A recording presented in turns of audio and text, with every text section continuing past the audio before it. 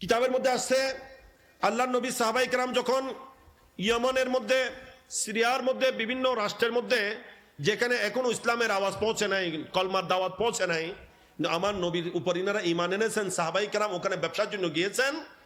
সেখানে ওনারা দেখা যায় যখন কোনো পণ্য মাল কেনার জন্য ক্রেতা আসে, তাদেরকে বলো, ও ভাই আমার মালের মধ্যে এখানে এখানে সমস্যা আছে, আমার মালের মধ্যে কি আছে, ইন্ডি দাগ আছে, ইন্ডি সমস্যা আছে, এই ত্রুটি আছে।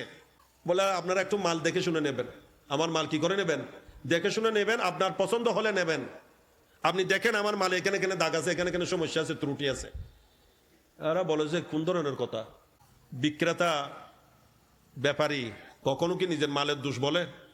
আমার মতো মাল আর কারো দোকানে নাই, আমার চাই সবচেয়ে ভালো, এখানে কোনো দাগ নাই, কোনো দোষ পাবেন না, কোনো ত্রুটি নাই, এগুলো একেবারে বাসা মাল, এরকম বলে বলে ঢুকাই দেয় কিনা।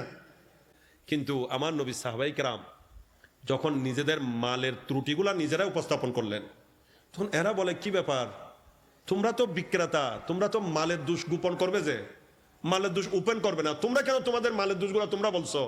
বলে যে আমাদেরকে আল্লাহর নবী, আমাদের নবী আমাদেরকে শিক্ষা দিয়েছেন যে তোমার মালের মধ্যে যদি কোনো ত্রুটি থাকে, সেই ত্রুটি গোপন করে যদি তুমি মাল বিক্রি করেছো, তোমার ব্যবসা হারাম হয়ে যাবে, তোমার ব্যবসা হারাম হয়ে যাবে। সেই হারাম যদি তোমার শরীরের মধ্যে প্রবেশ করে, ওই শরীর জান্নাতের জন্য হারাম হয়ে যাবে। হারামে শরীর, যে শরীর হবে ওই শরীর জান্নাতে যেতে পারে না, জান্নাতে যেতে পারবে না, জান্নাত তোমার জন্য হারাম হয়ে যাবে। তাই আমরা দুনিয়ার সামান্য মুনাফার জন্য আমরা পরকালের ক্ষতি করতে পারি না।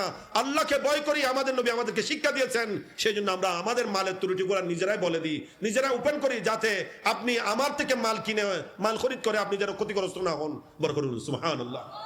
এগুলাই ছিল আমার নবীর আদর্শ।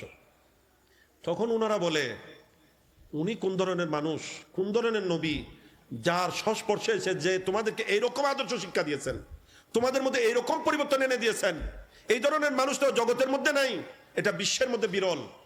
তাই যেই নবীর কলমা তোমরা পড়ে তোমাদের এই পরিবর্তন এসেছে, আমরাও চাই সেই নবীর কলমা পড়ে আমরাও মুসলমান হয়ে যাব।